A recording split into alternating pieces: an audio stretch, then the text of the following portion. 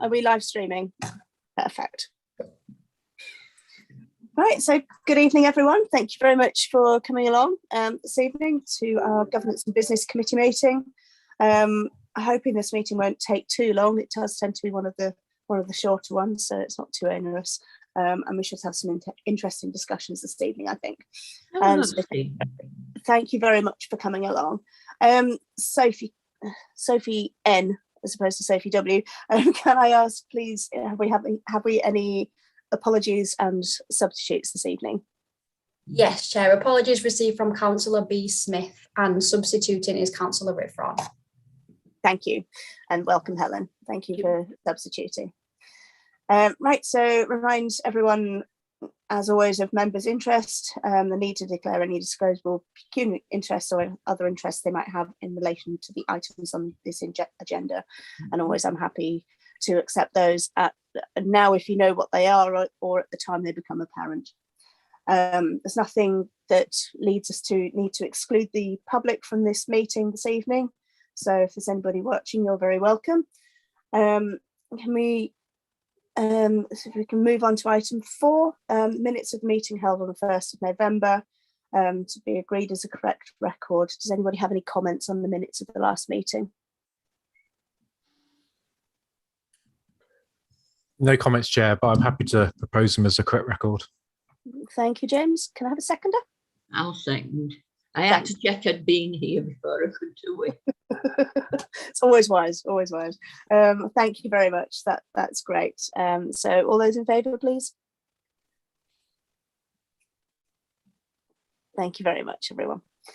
Right, that's fine. Okay, so item 5 then is the pay policy statement. And this is labelled as being the chief exec. I don't see the chief exec, so who is taking us through this one, please, Sophie? Yeah, he's off for a few days, that's why. I think he got something booked. Oh, okay. I usually do it anyway, Chair. Okay, thank you. If you want to go ahead then, please, Jackie. Okay, so members, good evening. I will just run through very briefly. You've had the pay policy statement that I've produced and hopefully read. So I'll just take you through, obviously, why we've got to do this. It applies to section 38 to 43 of the Localism Act 2011 that requires the authority to produce a pay policy statement, which in turn requires this to go to full council for approval if you recommend this evening. As it's stated in there, in terms of remuneration, at this moment in time, we still await the pay award, which has not been resolved yet. We're still in the process of awaiting the ballot from the trade unions, but 2 trade unions have conducted the ballot. We're just awaiting Unite to follow on that one. So I just thought I'd cover that really early on. In terms of what's included in here, you've got the annex, which outlines the various positions. It's particularly around the chief officer pay structure is the report. Clearly listing in section 5.1 of the report which posts are statutory and which are non-statutory posts. And obviously we start with the head of paid service there, the chief exec, who can't be with us this evening, but normally I present this report anyway. So set out in the schedule, I've listed each post, the remuneration package, appropriate skills relevant to the positions in terms of consistency. As you are probably aware, we're an accredited living wage employer with the Living Wage Foundation, and we've just updated the rate increase from the 1st of April 21. That rate annually increases and has been applied already. I've listed as well in section 7 of the report the lowest pay point which we're required to do, and how that fits into the overall pay structure and the percentage increases. Obviously, since I've not been able to update it since 1st of April 2020 because the pay award has not been applied, and as I say, we're awaiting that being confirmed. We're hoping that it will be in this financial year, simply because of the implications that creates for us as an employer, notwithstanding the fact that staff are really wanting this pay award to be implemented as soon as possible. But we have to await the outcome of the trade union consultation exercise and the ballot, of which we're waiting for Unite, as I've already mentioned. In terms of any packages, I've listed in there in section 10, anything that goes beyond the 100,000, it goes back to committee for to full council, should I say, for ratification. No change on that since last year. So this report is very much identical to the last year's report, simply because of the pay award situation that we're awaiting. I don't think there's anything further that I need to say about the report that's not already covered in there. And the need for a decision, obviously, is for the Governance and Business Committee this evening to agree this information containing the report and refer to the full council meeting, which will take place on the 9th of February 2022.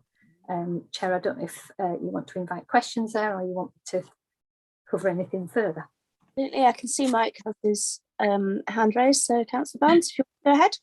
Yeah, I think I have a couple of points. One, I just wonder whether we should, through this report, make reference to the dual role of the chief executive, because obviously it is relevant.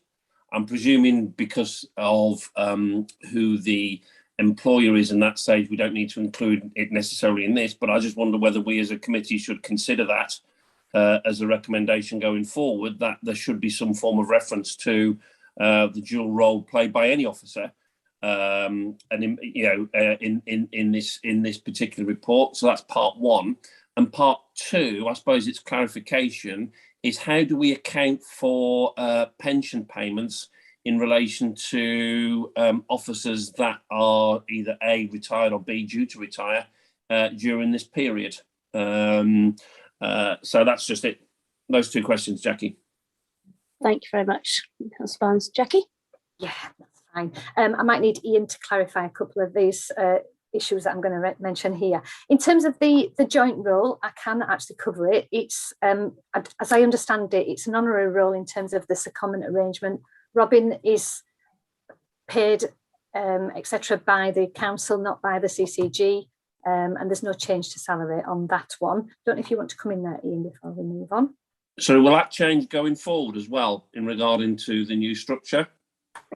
It's unlikely, Councillor Barnes. Jackie's right in that the pay policy statement and the legislation behind that asks us to disclose the substantive salary that Robin has for his role with the council. The role that he undertakes as part of the CCG process at the moment is not remunerated separately, so there's no separate remuneration that arises from that. Obviously, we have brought previously the issue of Robin taking on that function, and there was concern about the demand upon him and his time, but that's a separate issue, I think, from the remuneration which the pay policy statement is required to address. I accept that's a separate issue. I just wonder whether or not we should reference it in this report. But that's, I suppose, down to us as committee members, is it not? Yes, I think I'll be happy to be guided on this one, but yes, I don't see why as a committee we can't sort of make mention of it. But yes, if somebody can give me some sort of accurate guidance as to what we can and can't do as a committee, that would be helpful on that one. Megan? Yeah, personally on the, can I just ask Ian on the split role, whoever's doing it, do we class them as paying us an amount of money so that we only pay for half the time that Robin's doing between both things? You're looking at me as I'm daft here. No, I understand the question, Councillor. So I'm just trying to rack my brains to remember whether there was any arrangement that required a contribution from the CCG, and I'd need to check, and I think there was, so that there is a recognition of the time that Robin spends in undertaking a role for the CCG. Whilst Robin is solely remunerated by the council, there is a reimbursement to the council. I don't know what the amount is. It's not as much as 50%, Jackie, I don't think, is it? Yes, it is. 50% of that cost comes back to us from the CCG in recognition of the time that Robin spends on the role that he undertakes for the CCG. But the CCG won't exist, will it, very shortly? It will go to the ICA. Yes, and there's work underway to ensure that that is reflected in arrangements that go forward from there. Yeah, I think I'd just like to not underline exactly, but my views on sorting it out so it's right for everybody including the rest of the management team that Mike brought up. So as long as it's discussed somewhere, we're okay with that. And I forgot what other question I was going to ask about, so I'll see if I can remember it in a bit. Okay. Anybody else have any questions? Councillor Lee. Thank you, Chair. Yeah, if we could just add to Ian's comments, I think when we were talking about that possible move, a dual role for Robin Tuddenham, there was an arrangement talked about, and I think Jackie's nodding her head, it was 50%. The big question that I think that councillors were interested in, a number of our group were interested in, was not the arrangements about the pay. I think that the pay, as far as the council was concerned, was as it had been, and there was no recognition of it. And that was the undertaking that was given. And it's great that we get some money back. I think that the most important thing for me and other members of my group is the opportunity cost, if you like, of the time. How could it be that somebody that has a very full-time job can possibly do another demanding job? And demanding it must be, otherwise he wouldn't have offered 50% of his pay. So I don't know whether there's any reporting back that can happen in these circumstances, but are we happy that, yeah, I remember expressing concerns that, you know, he might be putting himself under a lot of pressure to undertake two difficult jobs. And I think that was recognised, certainly in discussions I had with Ian Hughes. So I don't know whether there's any reports back about that the job is proving quite possible for one person to do those two very important roles. You don't know where some of the work's going though. Look at Ian, he looks 20 years older. But seriously, sorry, I was asking through the chair Ian Hughes' response. I didn't know you wanted a response. Sorry. Well, I am. Yeah, much more I value your opinions, Megan. You seem to think it demanded a response because you gave one. So thank you. Right, I don't know what response I gave, but as before, he had to go somewhere. Robin was going to attend this meeting. I'm feeling rather uncomfortable discussing him with him not here. Can I ask if it's reasonable to go on to other things in this item regarding the chief exec? And I'll take my hand down. What? Chair, I think it's a fair question from Councillor Lee. Yes, absolutely. Primarily because the concerns that are being expressed were raised ahead of the role that Robin takes up with the CCG, being one that was approved at council. I think what is inevitable is that the increasing demand upon both the council and our partner organisations means that there is a crossover of work that relates both to the council, to the CCG, to other organisations within Calderdale. And the benefit, I think, that comes from having, in this instance, one very direct involvement from our chief exec with the CCG means that the work that's necessary to improve the health and well-being of the residents of Calderdale is improved by the understanding that Robin has across those two areas. I think it's inevitable that the demands upon Robin's time at a time when we've all been dealing with the fallout from the pandemic, but Robin in particular, because of the dual roles that he fulfills, has been significant. And I think I'll speak for my CLT colleagues that we've, we understand that the demands upon Robin, and there have been significant input from all of the senior team to ensure that the areas of work for which we're responsible are dealt with, and Robin deals with what he needs to deal with. But I think it's fair that at some point in the future there is a consideration, perhaps a further report on the approach that is taken with regard to the CCG and the ICS to come, and exactly how Robin himself has found that that input that's needed from him to be of benefit, or maybe of hindrance to the work that he does for us both. Thank you very much for that, Ian. Councillor Barnes, do you want to come back? Yes, Chair. I think Councillor Lee raised a valid point. I think, I don't know whether the case there is a mechanism or there's process in place in which there is a review of this, particularly, I think, as Councillor Lee pointed out, that the pressures this could put on Robin. And it is important we look at the mental health of all of our staff from the top to the bottom. And I think, it is a valid point that we should be looking at this, and there should be, and I'm presuming, Jackie, that there are adequate and processes in place in this to ensure that's done. I'm probably teaching you to suck eggs, and I do apologise for that, but you understand where I'm coming from, yeah? Jackie? Would you like me to respond? Yes, please. Yeah, absolutely. It went to Employment Committee. It was agreed by Employment Committee, sought approval and approved it, but that doesn't discount the fact that it might want to be reviewed, particularly in light of the pandemic, the additional pressure that Ian alludes to and that councillors are raising this evening.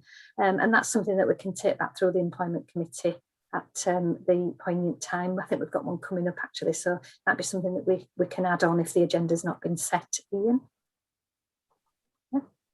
We can, yep, certainly.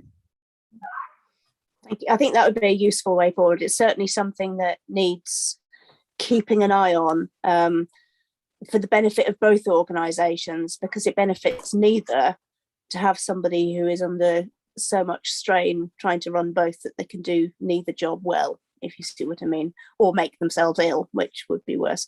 So yes, I think it's certainly worth keeping a close eye on it. Any further comments on this one, members? Oh, okay, thank you. I'd just like to add in a quick comment, and you might think it's a little pernickety really, but it makes a difference. I'd quite like to know what hours you class as full time, whether it's 35, 37 and a half, or somewhere in between, because that actually makes a real difference when you're working out people's hourly rate. If you're given an annual salary and you have to work out an hourly rate from that, the number of hours they're expected to do makes a big difference in what that hourly rate works out to be. So is that something that could be included, and could you clarify what it is for now? Yeah, sure, I can, Chair. So basically, a full-time employee, in employment terms, is anything over 30 hours is classed as full-time. In terms of remuneration and salaries, we look at the annual salary, divide it by 37, divide it by 2.143 weeks, and that gives you the hourly rate. But I can include that for future in the report, if that's helpful. Yeah, I don't think I can do that maths in my head, not off. No. Not straight off anyway. But yes, if that would be useful information to include just somewhere appropriate in the salaries. Just adds a level of clarification that's useful, I think. Thank you. Can I just ask what the second figures were in that clarification? I know it's, please. So what am I dividing it by? So if you take the annual salary, divide it by the number of weeks, which is 52.143 is the equation, rather than 52 weeks, 52.143, and then divide it by 37 gives you an hourly rate. All right, thank you. Okay. Chair, could I also just mention, Councillor Barnes asked a second question, and I'm not sure that we gave him a response to that, which was the clarification re pension payments. Yes. Councillor Barnes, did you want to clarify a bit further on that? Do you need anything further? It's just really how we incorporate it when someone has announced they're going to retire in the next year, how we account for that within the report, or should we account for it in the report, because it obviously has an impact. So not obviously, because if they are of an age where they can retire and they want to go of their own choice, it has no impact on the council. It's more if they're not of an age and that's what I was more looking at. And I don't know whether Nigel is or not. It's not the point. But if they are not of an age and there's an impact, will that be included in the report?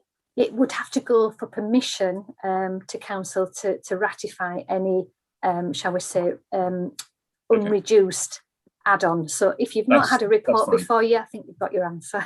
That's fine. Thank you. Thank You, okay? Jackie. Thank you. Okay, any further questions, members? Councillor Lee. Thank you, Chair.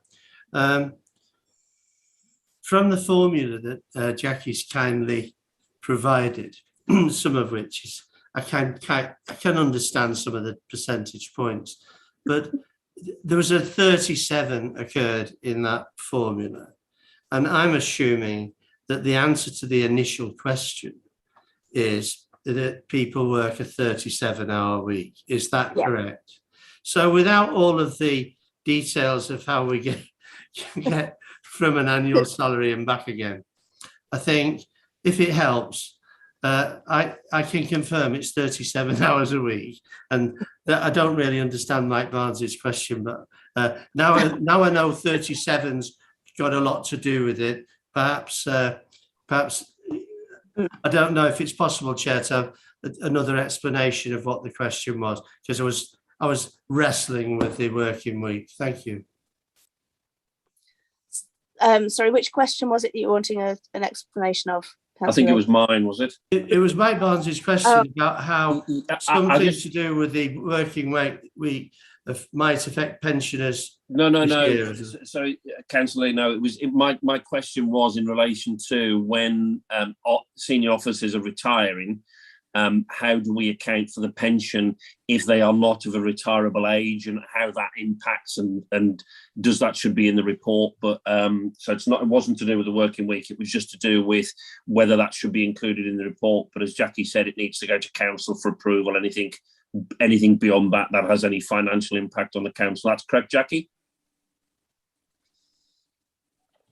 Sorry, I couldn't get my mute off. Yes, that's correct. It would require a report and approval, and since there hasn't been one, you can be assured that there is no implication in terms of the pension stream. If I may, Chair, in my experience, there's usually a very clear definition of how those things are calculated when you enter a pension scheme, because these things arise all the time.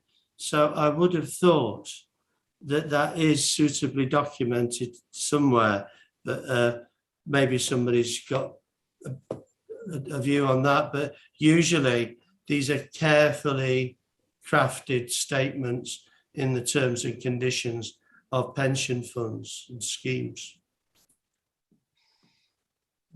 Yes, I think that I'm satisfied that the responses we've had from both Ian and from Jackie have sort of answered Councillor Barnes's question, in that there is no financial impact on the council related to the head of finance retiring at this stage. Is that what we're talking about? Well,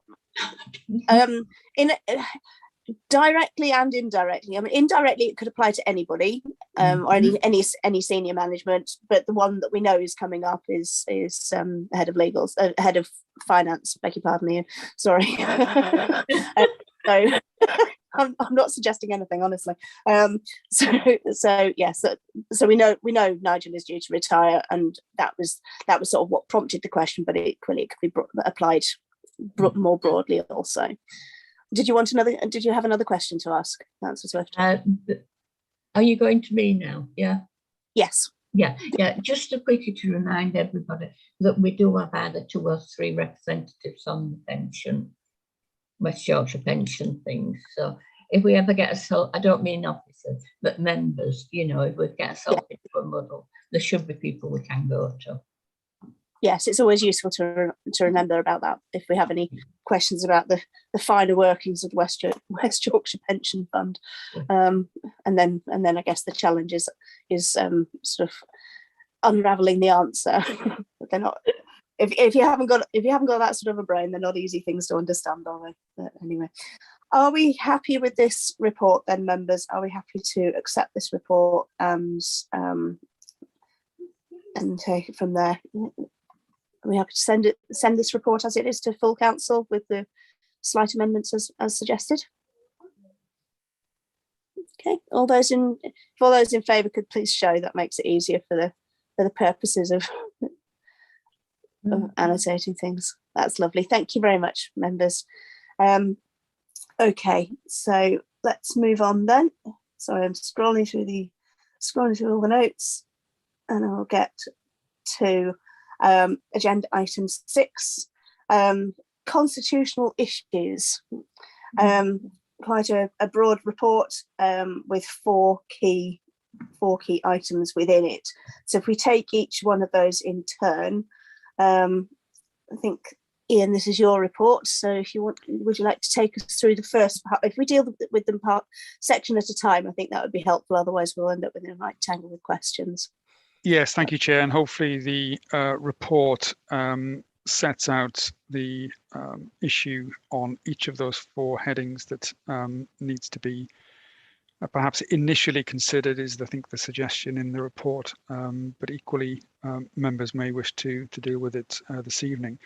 So on equality impact assessments, concern I think was expressed about the approach being taken by the council and whether it adequately dealt with the duty that we have under the Equality Act to ensure that we are mindful of the impact of any new policy on the population as a whole, but also on those people who are considered within the Equality Act as having a protected characteristic, which are listed in the report, and therefore having a particular requirement that we consider the direct impact of any new policy on them. As the report sets out, there's no legal duty to produce an equality impact assessment, even though there is obviously a legal duty to assess the impact of any of our policies or proposals. Producing an EIA is a very useful way, though, of demonstrating that the issues that need to be thought through have been thought through and in what way they've been thought through.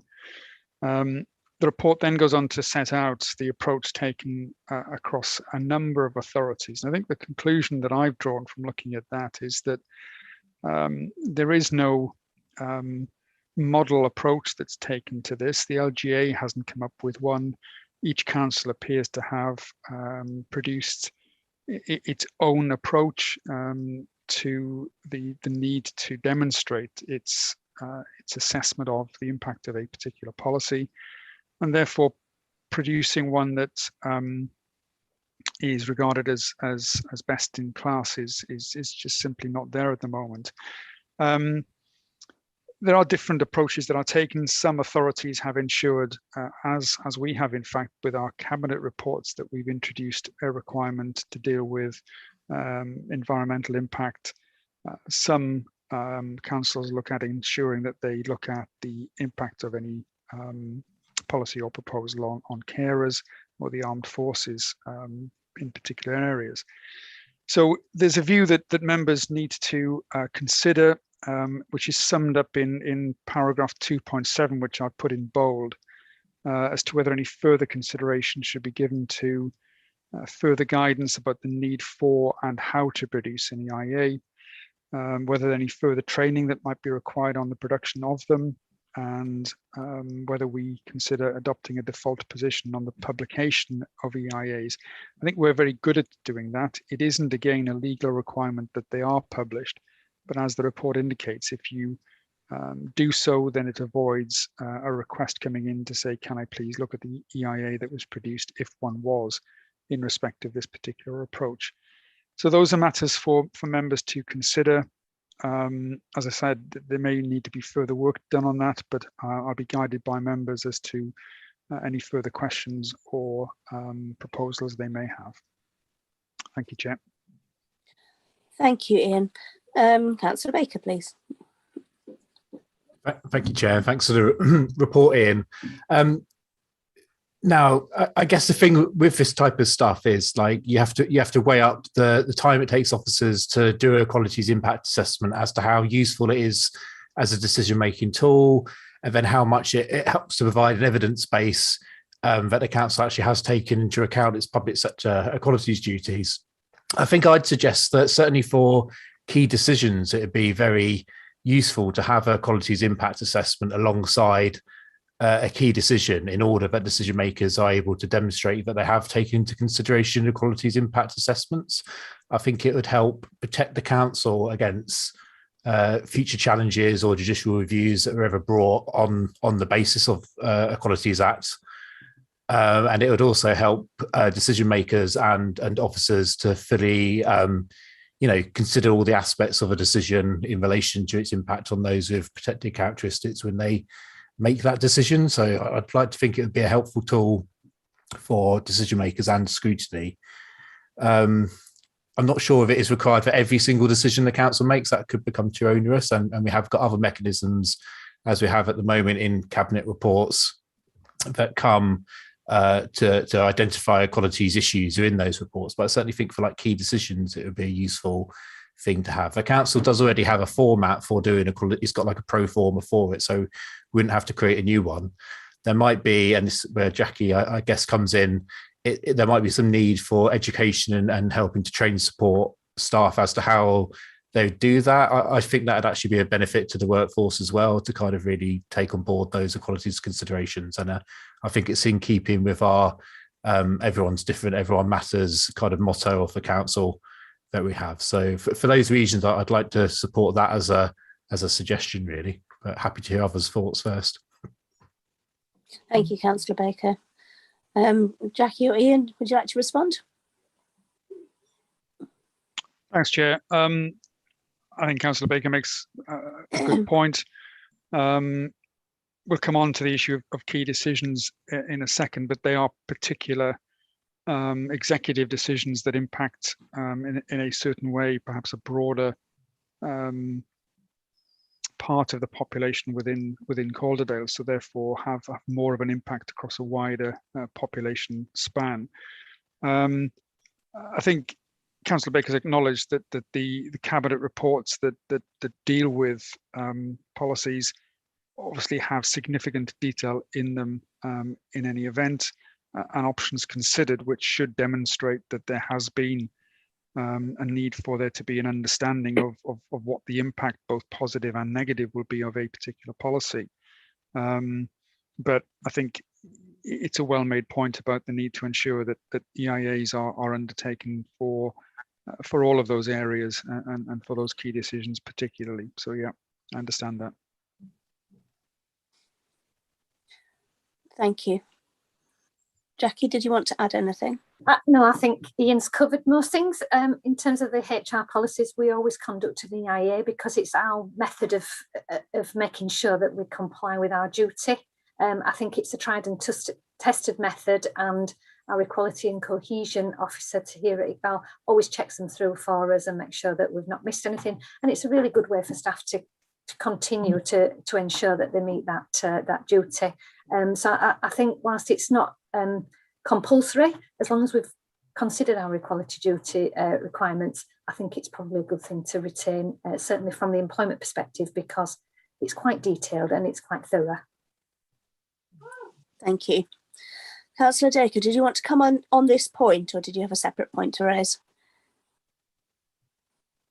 It was on this point. It was simply to say that reports do always have a paragraph on equality and diversity, which might perhaps be able to fulfil some of the function that Councillor Baker's referred to, another way to deal with it. Indeed. Thank you. Right, next we'll go to Councillor Riverham, please. Yeah, just as quickly add that I think the partly about the training and partly about this being done for the most important decisions. There's always a danger that these things can become a tick box if they're done for everything without. So I think the important thing is that they are done well when there are serious equality implications, and perhaps we have some training in using the judgment about that. I think there's always a bit of a danger of these done mechanistically. They do just become a tick box rather than actually thinking about the equality, generally thinking about the equality impact. So I would tend to agree sort of the training and the being focused, but definitely think it should be continue to be done. Thank you. Councillor Swift. Thank you, Chair. And I'm just wondering, are we just voting now on the impact assessment or on the list of things that's listed on the report? We're going to take them section at a time, I think, because it's easiest and clearer that way. Because we have four separate items under this one item. It's easier to deal with them in turn. So we'll discuss the equality assessments first and then move on to the others. So thank you. Does anyone have any further questions or any further comments on this item? Councillor Lee? Thank you. I don't think my hand shows up or something. I've spotted it now. I'm sorry, it's much paler than the others and it tends to blend into your background a little. So I will look out for it more rigor, but do just wave at me. No implied, because it's my camouflage skills that come into effect here. I would like to just say on this that I agree with the point made by Councillor Dacre in that in all of these reports, there's usually a paragraph about all of the things that might cause concern, and usually if there's no concern, it says no impact or something like that. And I think the fact that we have an equality paragraph that we already use ought to be sufficient to highlight under that category if there are any issues on a particular subject. So I'm just wondering, are we trying to find something that we don't need here? Because if it is a matter of great issue on a particular topic, it ought to be flagged up then anyway. Yes, thank you. That's a good point, well made. Thank you. Councillor Baker. Yeah, I mean, I take the point that there's a paragraph in the cabinet reports. However, the detail in that is not really as much as you get of a full equalities impact assessment. So take, for example, the leisure centre decision. You know, there was a paragraph within that report about equalities, but since that went to cabinet, there's now been produced an equalities impact assessment, which is several pages long. It contains a lot more detail on how the considerations have been made, which then makes it a lot easier for you to evidence that you have considered it, because some of the paragraphs in the cabinet reports tend to be quite short. It might just say we've considered the equalities implications and we don't think there are any, but they don't really kind of go into the detail of that. And if it was something like health and safety, if you're the health and safety officer of your authority, it wouldn't be sufficient to kind of give a short little paragraph around health and safety. You'd have to kind of do a health and safety risk assessment to ensure you're complying with health and safety legislation. And so for the same reason, I do think when it's a key decision, an important one, we ought to have a full equalities impact assessment that goes into that level of detail rather than just a kind of short paragraph. I accept that for all decisions, you know, if it's a smaller decision that doesn't affect as many people, you know, I accept there's sometimes a balance between the effort required to produce these things and the paperwork versus the impact. But I certainly think for key decisions, we ought to be publishing an equalities impact assessment alongside that key decision. So I would like to propose that as something that we recommend as Governance and Business Committee for a change in the procedure of how we produce cabinet reports. It maybe no one else agrees with me, in which case it won't get seconded. But I do want to propose that as a way forward. I'll second James. Yeah. Okay, thank you. Does anybody have any comments to make on Councillor Baker's point or any other points to do with this particular item? If we are relying on these key decisions and then maybe working out what we do all together, there's not that many key decisions to go through, I don't think. Certainly didn't used to be. No, indeed. I think.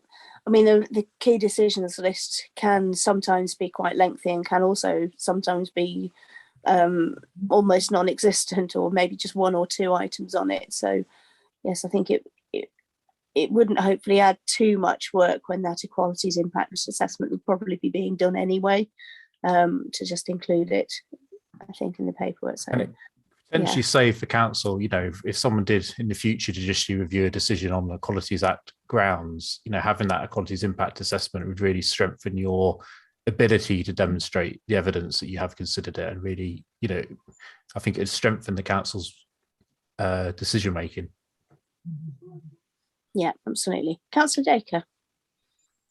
I just think you need to be careful. We need to be clear what it is that's being said, because very often, or in almost all cases, there will be an impact equality assessment. It just won't be produced and with the paper. So it's not that when something's questioned, the council officers have to scurry away and complete the assessment. It's generally sitting there in the background, and the paragraph in the statement is simply a summary of that, which would highlight any equality issues which had cropped up. So I think there's a distinction there, and it needs to be which are you saying should happen. That do you think that they don't happen and they should happen, or are you saying that they should be published with each key decision paper?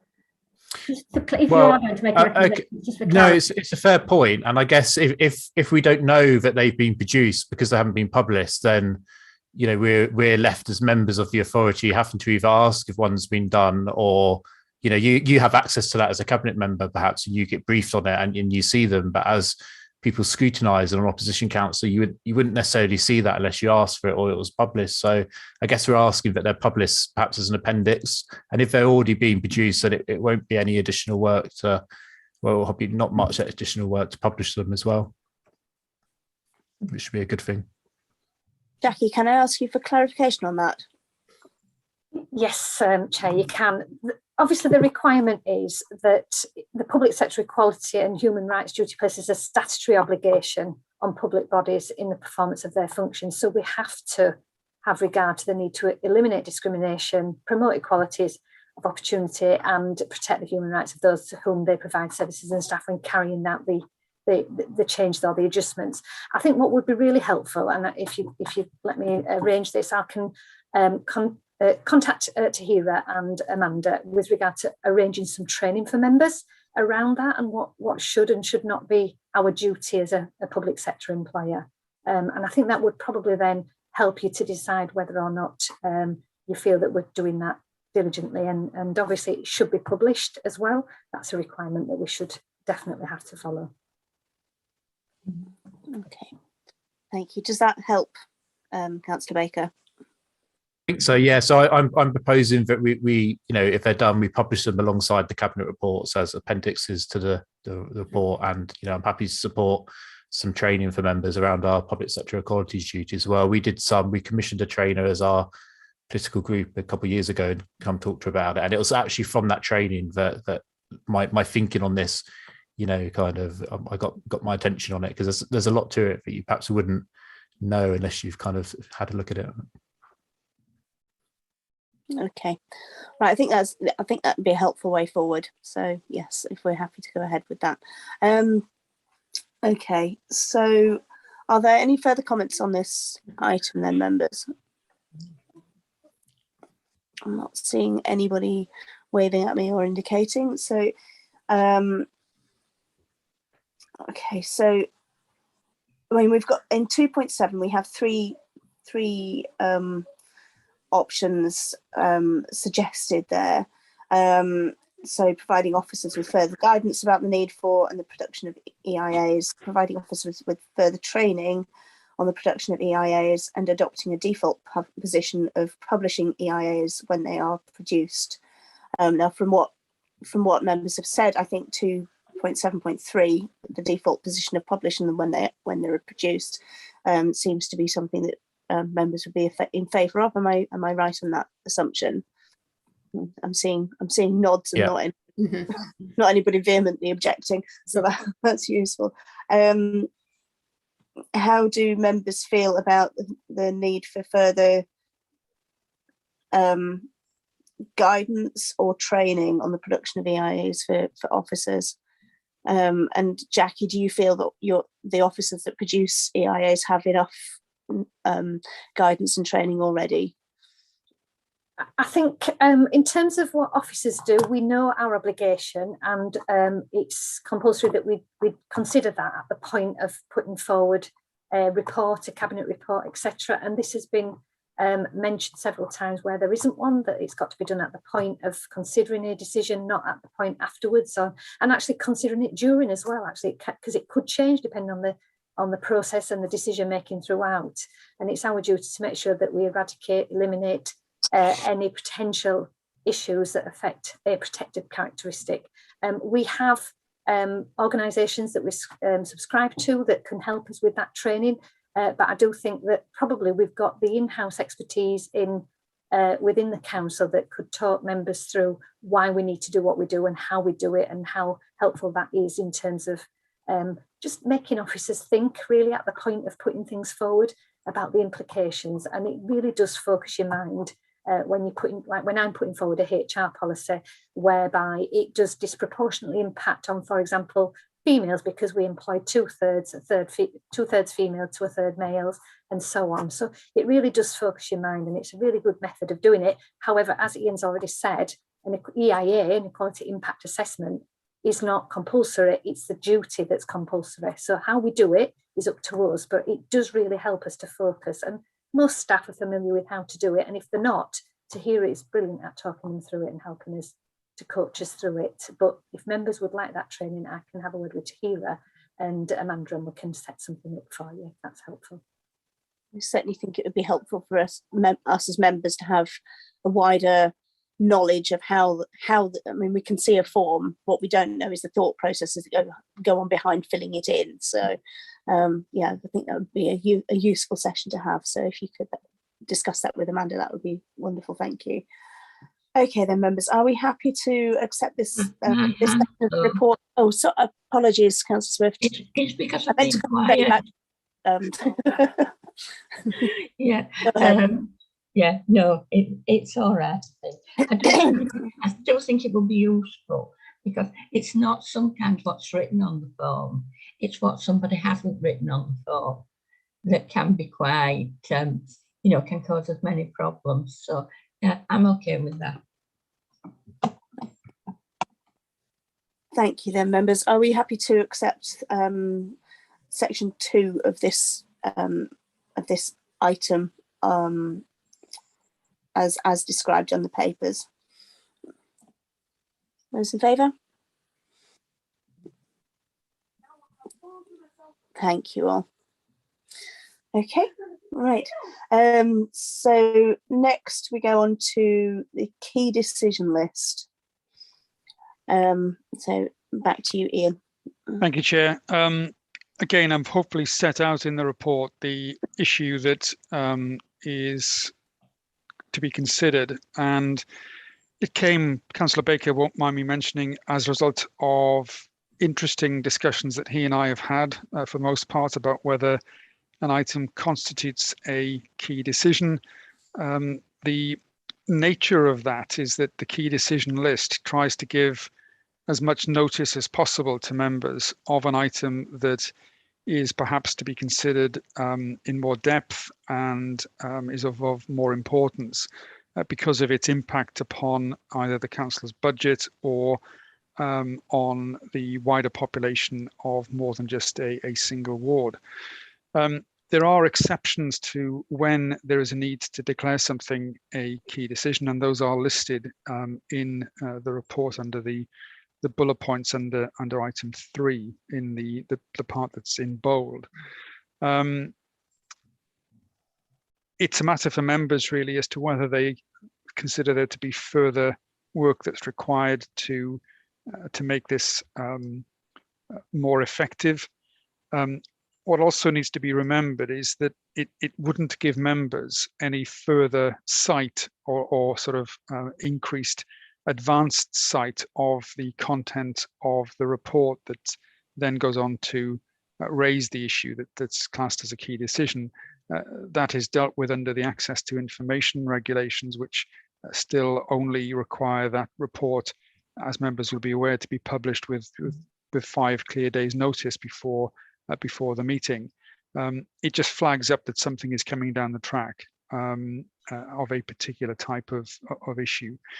Also, the other thing to remember is that anything that's going on to council as a recommendation from Cabinet is not therefore an executive decision and can't be considered to be a key decision, because that's to be discussed by all 51 members. So hopefully that, Chair, takes you through the issue that's before you on paragraph 3 of the report. And again, happy to take any questions. Thank you very much, Ian. Any questions, members, or comments?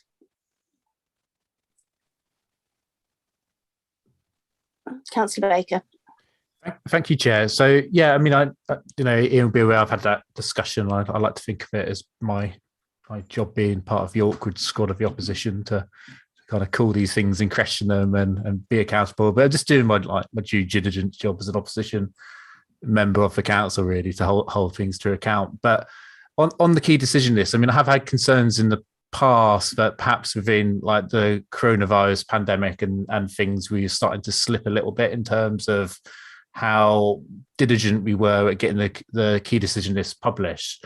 In recent months as well, I've noticed that it's tended only to be the next meeting of Cabinet by which the key decisions are published, which meets the requirement, is it 30 days or 31 or whatever, of a key decision, but it doesn't provide anything by way of a plan over the year as to what the Cabinet's plan is, what key decisions are coming up. And that makes it incredibly difficult for scrutiny panels to effectively plan pre-scrutiny. They can have informal conversations perhaps and gain some information from Cabinet members as to what might be on the agenda, but there's no published plan of the council as to what's going to happen when throughout the year.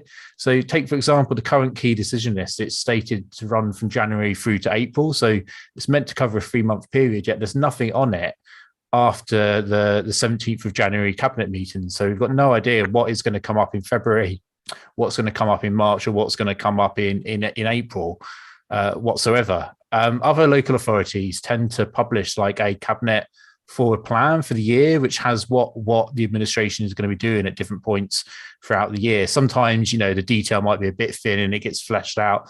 And of course, like priorities change and things change throughout the year, and those plans are not absolutely fixed in stone.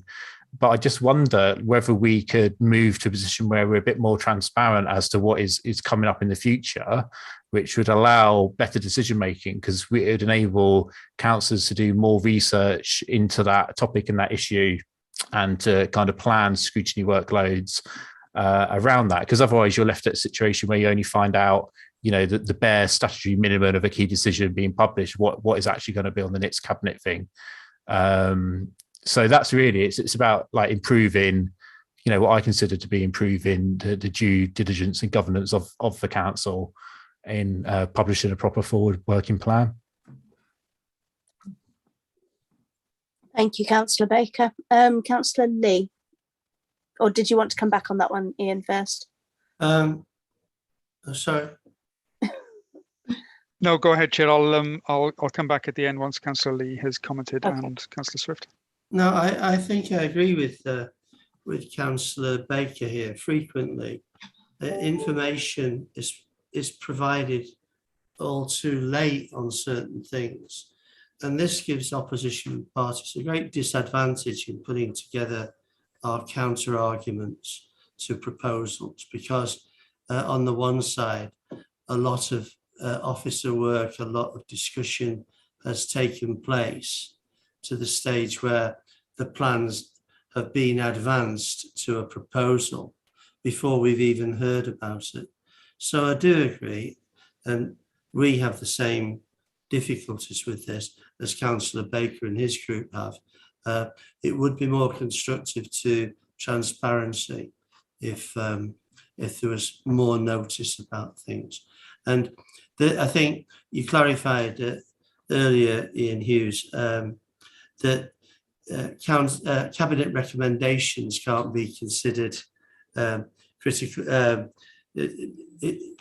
What's the terminology? Important decisions, because they're only a recommendation and the decision isn't taken until council. And I find that for certain things, that's quite frustrating. I quite understand the rule, but we've had this situation where on a major project, there's been a very significant change in the costings for that project.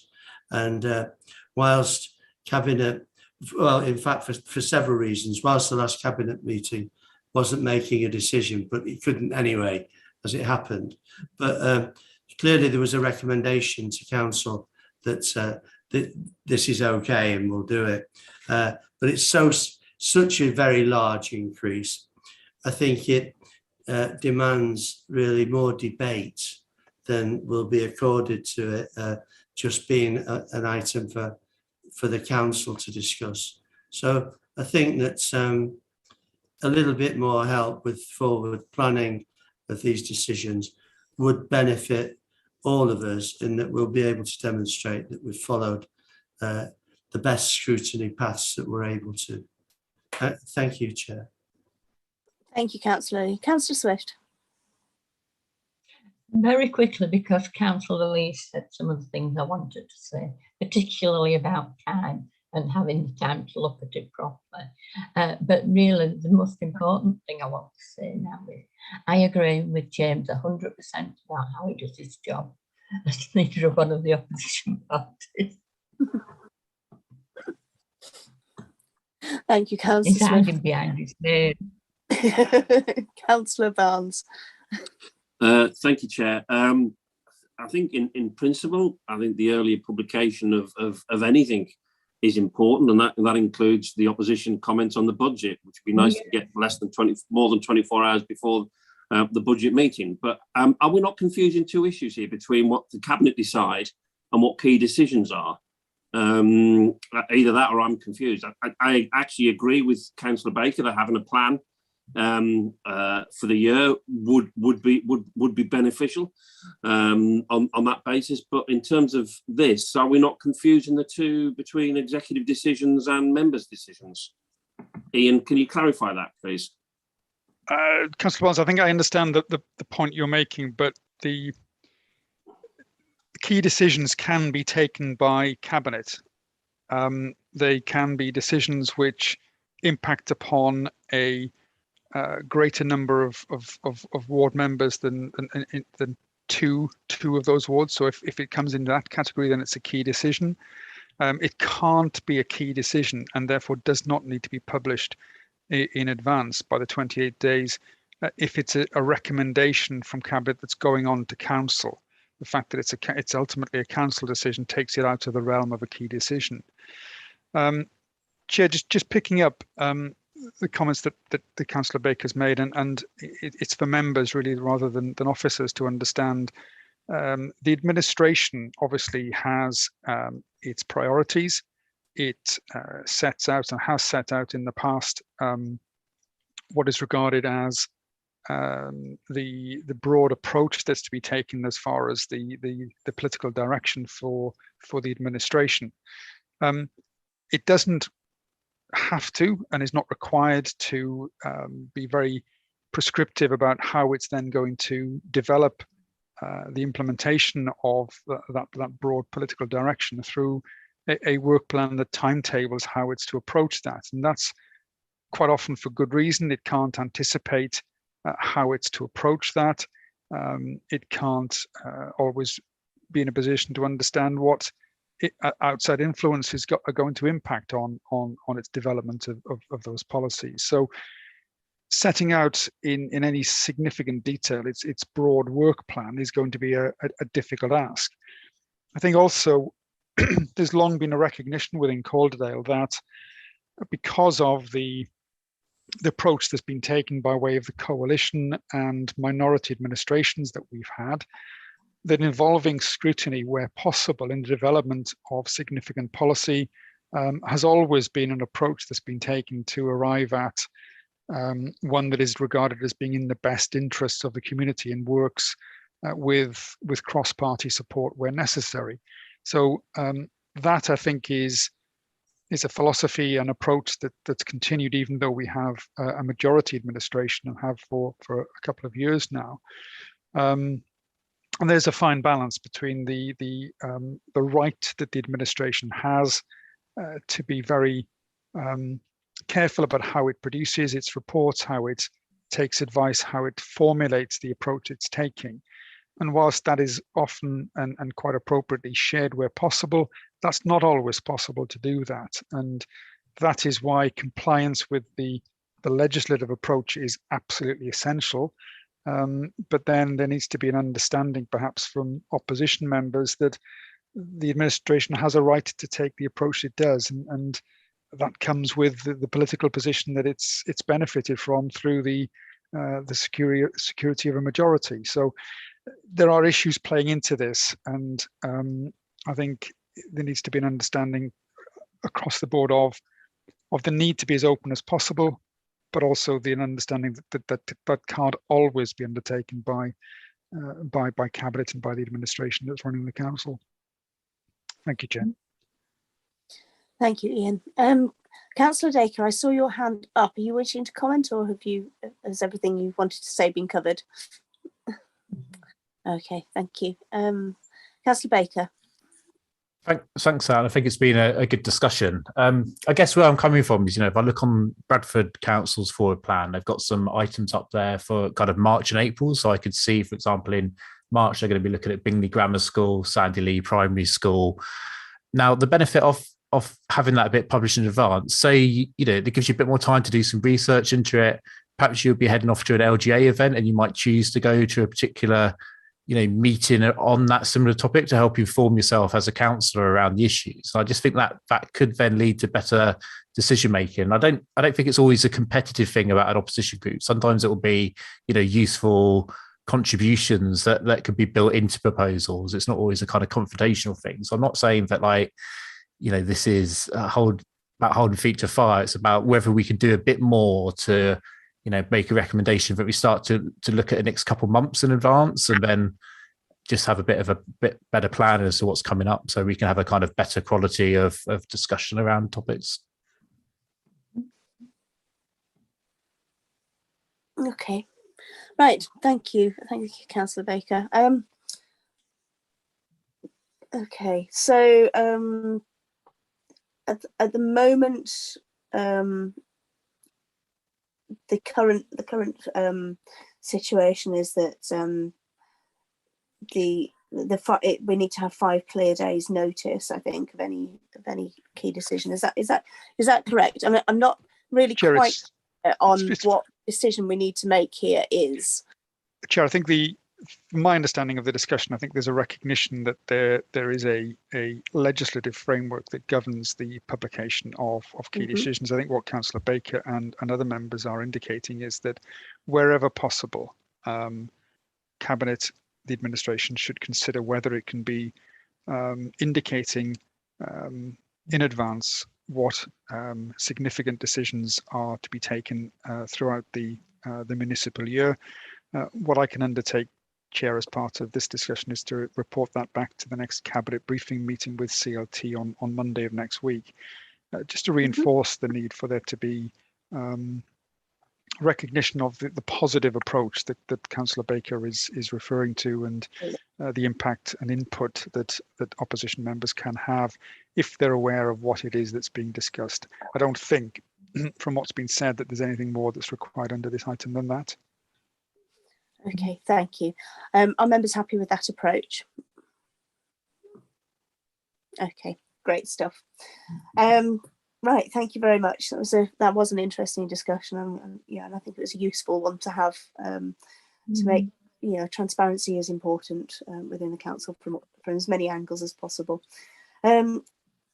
Okay, so next is number 4, which is motions at council. And there are 2 proposals from Councillor Baker on this one. to allow a further right to reply after the 40-minute time limit, and for the order of receipt, the order of motions to be rotated between 3 political groups rather than in time of receipt as they are currently. Okay. I don't know if you want to. Yeah. I mean, these have both come from you. Cap. You want to Thank you. go? That's been go through expertly your- summarised. I don't think I can add anything to that. So I can Okay. recall making the first proposal. The second proposal, I think, was something that I put forward as a possible rather than a really strong view on it. But the first one, essentially, at the moment we have the guillotine that comes down that we'll all be aware of when you run out of time on a debate. But at that point, you have to put it straight to a vote. Now, all I'm suggesting is a slight change that when the guillotine comes down, the proposer and the leader of the council have their right to reply to the debate, because I think it's a really important part of a political debate, that summation and right to reply at the end of it. So that's only the change. And I've noticed that actually this guillotine is essentially remove the leader of the council's right to reply. And I do think sometimes, I think it just add to the quality of our debates if we just had that right to reply and the leader's right to reply at the end when we hit the guillotine. So that's only a small change, and it wouldn't add too long, because both the right to reply and the leader's thing, they're both time limited already within the constitution, and Ian would ring the bell and the mayor would tell them off if they went on too long. To do that, don't you, Ian? It's all the goes Yes. to the council. Yes, sir, and is keep at these meetings. And then the second one, I don't know what the solution to this, but it doesn't quite seem satisfactory that the order of motions is done on who gets them in first. And I'm not sure what the solution is, but if I really wanted to, as a group of 5 councillors, I could beat you to the clock every month and get our motion on first. And, one of the other larger parties would never get a chance to have their motion if they were a bigger party and it took more that, they'd have a bigger meeting with more members to agree, and it took them longer than it takes me to, speak to my group of 5 and get them to agree something. So I don't know what the solution is, but I just think we should maybe also look at a way in which we kind of rotate that time. I mean, you could just increase the time limit for motions, but I don't think there's a huge appetite for that amongst members. But maybe a rotation thing would make it fair. I don't know what are people's thoughts. I think you're right about the increasing the time. That would meet huge opposition from particular members, I'm quite sure. Right, Councillor Barnes, you had your hand up first. Thank you, Chair. I think you might have to, other members may have to work with me. 4.5, not a problem. I actually think it's a reasonably sensible solution, and probably the easiest one to adopt. 4.3, I suppose, and this is where I want you to work with me. So when the 40 minutes is up, if we are discussing an amendment, does the person who proposed the amendment have the right to reply? We then have a vote on that. If that's defeated, does then the original proposer have the right to reply, and then the leader have a right to reply? So I think there's a point there. Secondly, if that is the case, you could end up, and I can't remember the time the right replies and the leader has, that could easily mean that if we do have 3 motions, that would eat into the 90 minutes, 40 minutes plus 10. So suddenly you're getting into 2 motions. It's just clarification on who has that right to reply. I'm presuming what we say is if it's an amendment, the proposer of the amendment has the right to reply, then that could go to a vote. And then if that's defeated, it would then go to the original proposer for their right to reply. Is that what we're saying? Do you understand where I'm coming from? I'm probably explaining this really badly, and I apologise for that, members.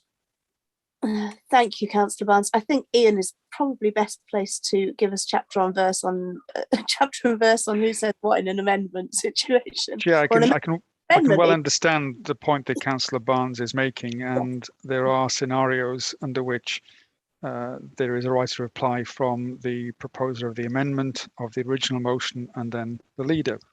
So there is a time period for all of those speeches to be made. What I think perhaps is the essence of the proposal from Councillor Baker is that it's the right of reply of the leader of the council that is not permitted under the current arrangements that we have, and it's that's to be accommodated rather than a right of reply from from the proposer of an amendment and from the proposer of the original motion. Those people will have had an opportunity to present their argument as part of the debate that has taken place already. They will have proposed the motion, and whilst there are matters perhaps to which they won't want to reply at the moment, when the 40-minute guillotine arrives, the leader doesn't have the ability to respond to any of the debate that's taken place. So I think what Councillor Baker is proposing is that right of reply specifically for the leader is permitted under the arrangements that we currently have. And again, it's not been perhaps something that has been explicitly stated, but that 5-minute right of reply that the council leader would have, that would not eat into the time that's allotted for the next motion. So that perhaps is a clarification of that. And I hope I haven't put words into Councillor Baker's mouth, but I think that's what the essence of what is being proposed and the discussions that I've picked up from him is meant. I don't know. I mean, when I thought about this, I thought actually it's quite nice if the proposer of a motion also gets their right to reply, because it's like in a debate, you know, if you're proposing something, I do think it's an important part of the debate, but I really get like Councillor Barnes's point that you could potentially then end up with 3 rights to reply, which would be, I don't think that'd happen all the time. It'd be only if it was interrupted in an amendment, wouldn't it? But yeah, but certainly I do think the leaders, because although I'm not, although I like to cause Councillor Swift a headache where I can, I do also respect his opinion as leader of the council when it comes to the end of a debate. I do think, the leader ought to have some comment on it as well. I think it's up to us, isn't it, what we want to recommend. We could have all 3 of them having a right to reply, or just the leader, or just the proposer of a motion and the leader rather than a proposer of an amendment. Yeah, thank you. I mean, my personal thought, I'll come to you in just a sec, Megan. My personal thought is that the most straightforward solution would be to allow the right of reply to the leader only, to eliminate any chance of a scenario that Councillor Barnes was describing, which could potentially add another 20 minutes onto the debate, which I think nobody would thank us for. But I think an additional sort of 5 minutes or probably less is not too arduous, although it depends, I suppose, on how long you've been sitting there already. But yeah, Councillor Swift, and I see you as well. Yeah, I had it up before, but it doesn't matter. I think what I was picking up on before, and it's changed slightly, we have only the leader responding. As somebody who sits at council and despairs at the motions of all 3 of us on some occasions, I wouldn't like to think anything went on an extra quarter of an hour or 10 minutes. So I think we need something for the summing up so that it doesn't go all over the place. Okay, thank you. Councillor Lee.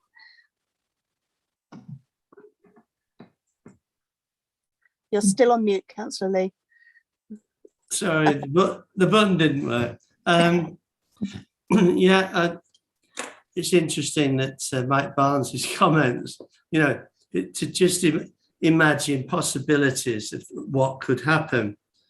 And I genuinely don't have any superior suggestion here to anything, but this is a formula that we've had that has stood the test of time. I'm not particularly worried about it taking longer time to have these rights of reply, but I wouldn't want to rush into deciding on this, because I've not really had sufficient time to think of all the implications that it might have.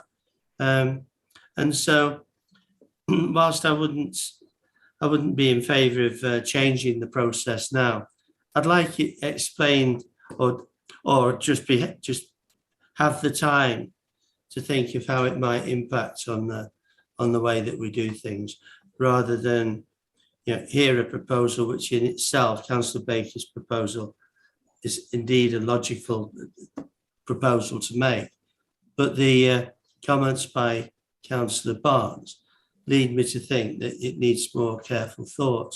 So I'm not comfortable about changing it at this stage. Thank you, Councillor Lee. Councillor Baker, do you want to come back? Yeah, I mean, perhaps one thing you could do is, rather than say that there's 40 minutes for each one, that you allow a set amount of time for contributions from the floor before you then move to summation of the debate. And then that way you wouldn't be adding to the extra time, but you'd still be allowing both the proposers of amendments and the original motion a chance to summate. I just for me, I think like summation is an important part of a political debate. And if you don't have it, then you lose it. I'm sure at your own conferences, you have people summating debates at the end of your motions. I just think it's an important part of encapsulating the debate before people make that decision on how to vote, which is why I kind of wanted it included. But maybe it's something we bring back to the next meeting with some more suggestions. We don't have to rush into a decision now, do we? No, indeed we don't. I mean, I'm so quite happy to take answers on a postcard on this one if anybody has some any further comments. But I can see your hand is up, Councillor Barnes. So please go ahead. Yeah, I think I would like to propose exactly, I suppose, what that is, that we bring it back to the next meeting, 4.3, and we have which gives us, as Councillor Lee quite rightly pointed out, time to have a think about all of these points. But I think 4.5, I think, is one that we could vote on today. And I think 4.5 is one that we could adopt fairly quickly, because I don't think it's that controversial. I think it. Oh no, I can't do that. Oh, Councillor Swift, did you want to make a comment? Sorry, I was trying to find a thing. It's. I mean, when I made my note, this sounded like a board game. Let's rotate. Let's do this. Go down the snake and come up the ladder sort of thing. It probably doesn't matter, but why do other people seem to think they'll get more of a chat? A mouthful of cherry, don't they? A bit old. I don't think it needs to. But as the other point is coming back, if we could leave it till the discussion on that one as well, we could go up and discuss with our groups. Yes, I think discussion amongst our group members might be helpful on both issues. Councillor Baker. Well, no, just to make the point, it would still require a constitutional change, wouldn't it? So we'd still have to have a decision at council. So if we were to recommend, maybe you want to do both constitutional changes at the same time for the sake of convenience, or we could just make a recommendation to do the rotation. Now you could even, I don't know if your agenda's been done for the next council meeting, whether you could have it as a constitutional change at that council meeting in the procedures. I guess some of that depends on, Either is possible, Chair. The summons hasn't been finished for the 9th of February meeting, so any recommendation from this committee could be picked up at that meeting, but equally it would seem sensible perhaps if a change to the motion procedure is being considered to take them both at the same time, and perhaps Councillor Swift's suggestion that both of these issues are picked up by the respective groups and brought back to the next meeting for a recommendation to go through the council in time for the new municipal year, because we'd have a governance and business before the end of this cycle in any event, to then bring about a change in the new year. I think that would be the logical time to do that, rather than changing things midway through a municipal year. Let's make the change in time for the beginning of the new municipal year. I'll find the other set of teeth. So yeah, I think that's a sensible suggestion. So if we take both issues away then and come and bring them back to our next meeting, we can make a final decision then, and get the feeling of both of all the members on this. So I think it's always difficult when we're discussing something like this, which involves all members, but we're only a very small proportion of those members, to sort of talk on behalf of everybody without actually having asked their opinion on it. Although I'm fairly sure that Councillor Baker will have asked the opinion of all his members on this one. But I think it is a useful thing to have that wider discussion before we make a decision. Also, as our next council meeting on the 9th of February is likely to be online, and on Zoom. Therefore, I don't think we can actually, would that count as a decision that we cannot make on that occasion anyway, because we're not a decision-making body as we're meeting online. You're right, Because- Councillor. It would. yeah. It would then be referred for decision to the Budget Council. Okay. So as Budget Council, we don't really want to have to add anything into Budget Council if we can possibly avoid it. Let's stick to the one issue on that one rather than adding anything else in. Let's bring this back to our next meeting then, with having had that wider discussion with our colleagues, and make that decision then. I think that seems to be the most sensible way forward, and then we don't have to chuck anything else into Budget Council, which would not go down well, I suspect. So, okay, that's really helpful discussion. And thank you very, very much, James, for bringing those points to the meeting, because I think it's a useful discussion to have. Right, and the final one on this particular section is about Honorary Alderman. And I'm sure you'll have read the papers. And this again has come from Councillor Baker, so thank you, Councillor Baker. I'm sure members will have read the papers on this, and it would be useful to have your discussion. Councillor Baker or Ian, do you have anything further to add on the papers? Yes, Chair, if I could just add, I'm not looking again to stifle debate at this meeting, but there is a civic advisory group that's due to meet at the beginning of February. This item could be added to the agenda for that meeting in order for the views of those members of the civic advisory group to consider. I think they are made up of former mayors of the borough, so they bring with it some experience of this type of issue. But again, obviously I'm not looking to stifle discussion, just wanting to add that with it being a meeting that is very close to in time to this meeting. Thank you, Ian. And yes, it's a very relevant subject for both meetings. So, Councillor Baker, did you want to sort of add anything as you brought this? Yeah, I mean, I think it'd be a good idea for the Civic Advisory Group to look at it, and then it can come back. There's still time to there'd still be a council meeting in March where you could make changes, or you could then make some proposals for aldermen or women ahead of the next kind of annual council meeting. It really arose from, I think last year we had a number of long-standing members of the council stand down, and there was some kind of desire, I think, from quite a few members to recognise their contributions to the council, and the Local Government Act provides the mechanism for doing that. I don't think it's something we've done historically in Calderdale, but it's a way of just kind of recognising that long service of members. Really just a kind of nice thing to do for those members, really. Yes, absolutely. I completely agree. Does anybody want to comment on this one? Councillor Lee. Yes, I think when this was first mentioned somewhere in one of our meetings, I was in full agreement that I'd like to be able to do something, and it was particularly appropriate when a number of very experienced councillors retired in the last year or so, particularly I think last year. But I don't know what the mechanism for doing it would be, but I absolutely agree with the sentiment. So I think that Ian Hughes' suggestion, once again, I would be happy with the Civic Advisory Group looking at this, seeing what they come up with, and I'm sure they'll come up with some very sensible decisions, particularly, Chair, because you're a member of it. And come back and we'll probably listen to what's being suggested and probably find it easy to make a decision then. Thank you. Thank you. Can I Any come further? in? Yes, of course. Thank you. I think the only thing I think about, I don't know the only thing I think, being an honorary whatever, alderman, etc., it's usually been doing something really special.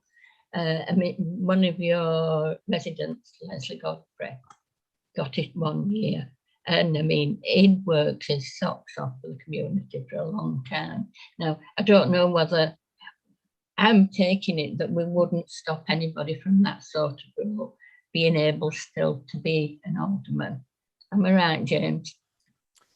So there's 2 awards, aren't there? There's the Alderman, Alderwoman Award for kind of long service of a councillor, and then there's the award of Freeman of the Borough, which is the kind of highest award, which we offer for kind of outstanding contribution, exceptional contributions to the kind of, you know, the betterment of the borough. So this would be a way of kind of, as a long service type honorific, and we'd still have that separate power to award people the Freeman title. And yeah, there's some discussion, I think, around like how long you make it, maybe 10 years rather than 8 years, that kind of thing, what you consider long service to be. Maybe I've been on the council too long if I don't think 8 years is a very long time for being a member, but 8 years is 2 full terms, isn't it? yeah. And if nothing happens to change that, so I think 8 years as a standard, that certainly seems to be what other boroughs who've adopted this, the alderman principle have adopted. They've adopted 8 years. So I think that would seem to be a fairly logical way forward. I mean, I think we would need to point out to members that former mayors cannot also be awarded the alderman, because it's basically the same. It affords the same rights and privileges, as it were, as the sort of the former mayor gets anyway. So is that the case under have both, which sort of rather surprised me, because the first 2 people I thought that would really have loved this were John Hardy and Geraldine Carter. Geraldine Baker. Who sorry, I don't know where that came. John Hardy and Geraldine Carter, who are, of course, are both former mayors, so wouldn't qualify for it anyway. But yes, go on. I was just going to ask: is that principle, you can't have it if you're former mayor, is that something that we have just decided, or is that something in the Local Government Act? Because I thought that, although in essence it affords the same rights insofar as what your participation in civic events, I did think that they were different titles that could be afforded. I thought you could still give it to former mayors. Chair, I think what the protocol that's appended to the report is an example of a council's approach to the granting of the title of honorary alderman, and that council decided that, as Councillor Foster indicated, because former mayors are normally granted the same invites to civic events as aldermen would be entitled to, that council decided they would not grant the title of honorary alderman, honorary alderwoman to former mayors. That, however, would be a decision for this council as to whether it excluded our former mayors. Yeah, well, I think you'd be a brave person to exclude some of the former mayors, would be my comment on that. One of the aforementioned former mayors, in fact. Yeah, so okay, so that's interesting. I think I must have read this as sort of what the Local Government Act actually said, rather than a council's interpretation of it. So it would be, I think it would be a really interesting thing to do, and I think it would be a very valuable thing to do. Councillors, it's a good way of recognising that long service that councillors have given to the community, and I think it would be a very valuable thing to have as a tool within our remit. So I'm very grateful for the suggestion, Councillor Baker. As far as our sort of forming of our proposal and our adoption of this, if that's what members decide, how would we then go about that? I mean, we'd have to write our own protocols, I suppose, and sort of decide what we wanted it to do, I guess. We would, Chair. The one that's appended to the report would be a good start. It's very straightforward in setting out the process that's undertaken and the nomination and the voting that's required. And that is just something that's covered by the Act. So I think once Civic Advisory has had a proper look at this, a proper discussion at its meeting, we bring it back to this committee to either endorse what Civic Advisory has said or to amend it in some small way, then send it on to the next council meeting, and then for that to be incorporated into a policy that then invites nominations from other members of the authority for a member who is in the process of looking to retire. Okay. I think it would be interesting to discuss also whether we can award this retrospectively, and if so, how far back we go. Because I think there has to be a limit, but equally I can think of a couple aforementioned former councillors, former mayors, who would be delighted to have this award. And there's, you know, and as you've said, this was prompted by the recent retiring of several very long-standing councillors. And, you know, would we be happy to award that retrospectively in the first instance, and then sort of on an annual basis thereafter? I don't know. That's something to consider, and that's something that that Civic Advisory will obviously consider too. But I'd be grateful for your thoughts on that, members.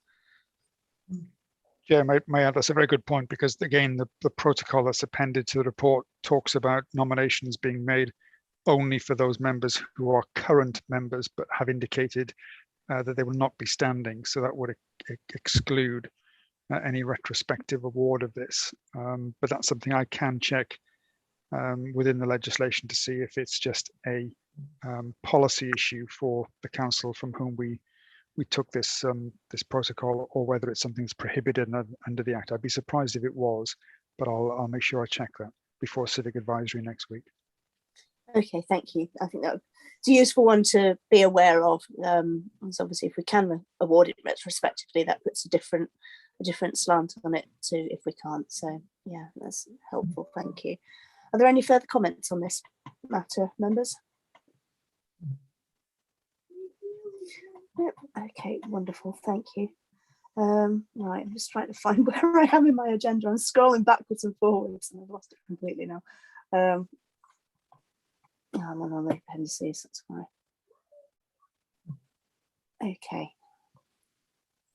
Right, okay, that's great. So are there any other issues that anybody would like to bring to this meeting then? I think I'm not seeing anybody, and I've not missed anything off on item 6, have I? I think there was just the 4 issues, wasn't there? I still haven't quite found where I was on the thing. So let me just check. Sorry. Okay, thank you for that, James. That's helpful. So James has to put something in the chat. Section 2491 of the Local Government Act permits the council to confer the title on a person who has, in the opinion of the council, rendered eminent service to the council as a past member of the council. So it looks like it can be past members. Chair, I'll just check that, because whilst Councillor Baker's right to point out, what the protocol says that's appended says that whilst nominations can be received, the title can only be conferred on someone once they have stepped down as a councillor, which is what I think what Councillor Baker's quoting. I'll need to do a bit of research as to whether it then is something that can be nominated to someone who is no longer a member of the council. That's, I think, the point, but I will double check that. Okay, lovely, thank you. And thank you very much for bringing that item also to this meeting, James. It's much appreciated. Okay, is there anything further that anybody wishes to add at all? I'm not seeing anybody indicate, so that's lovely. Okay, in which case, thank you all very much for your attendance this evening. Thank you to Jackie and to Ian for your valuable guidance and advice as always. And